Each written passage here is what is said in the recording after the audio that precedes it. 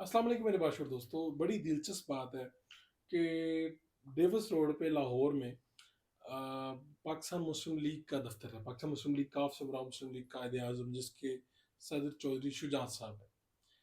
तो चौधरी शुजात साहब और चौधरी परवेज़ इलाही साहब की राहें जुदा हुई।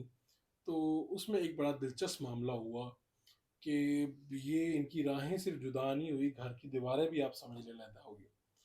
ऐसे में हुआ क्या कि एक दिन चौधरी शुजात साहब के बेटे चौधरी शाफी वो पाकिस्तान मुस्लिम लीग के दफ्तर गए जब वजीर अला पंजाब चौधरी परवेज इलाही बने थे पाकिस्तान तहरीक इंसाफ की मदद से। तो वहाँ पे पुलिस की भारी नफरी आ गई और चौधरी शाफी से पूछा गया कि आप क्या लेने आए हैं यहाँ पे। और फिर उन्हें किसी ने कहा कि अगर आप ऑफिस ना आया करें, ना आप आइंदा आने की कोशिश करें, अगर आप इधर आए तो आपको गिरफ्तार कर लिया जाएगा। इसी असना में वो वापस चले गए और उनको मुख्तलिफ फ़ोन आए और उनको यानी कि बड़े प्यार भरे अंदाज में धमकाया गया।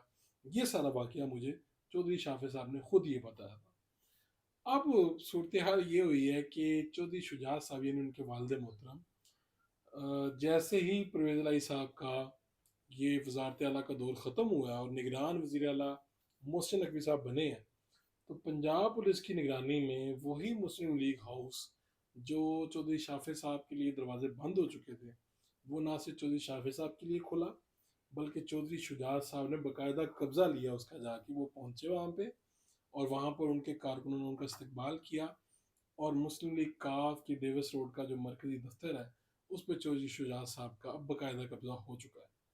यानी अब आप खैर कामिल आगा और बाकी लोगों का क्या कहना।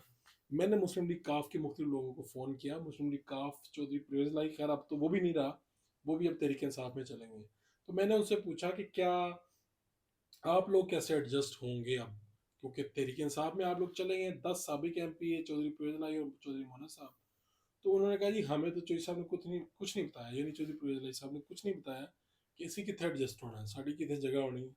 और अब ऐसा लगता है कि शायद हमें मुस्लिम लीग काफ में ही रहना पड़ेगा और चौधरी शुजात साहब के साथ ही रहना पड़ेगा। तो मैंने उन्हें कहा था आप लोगों ने तो बड़ा नाराज़ किया है चौधरी साहब चौधरी शुजात साहब को और आप परवेज़ इलाही साहब का साथ देते रहे। तो कहते हैं फिर माफ़ी तलाफ़ी की भी कोशिश करते हैं, कम अज़ कम इस पार्टी में हमारा कोई तशख़्ख़ुस है, कोई जितनी भी पहचान है, एक पहचान मौजूद है। तो ये बातें हुई। मैं अब आपको बताना ये चाह रहा हूँ कि वक्त कैसा कितनी तेज़ी से बदलता है कि मोहसिन नकवी साहब चौधरी शुजात साहब के जो बेटे हैं सालिक साहब, उनके हम जुल्फ़ हैं और इस वक्त वज़ीर आला पंजाब है।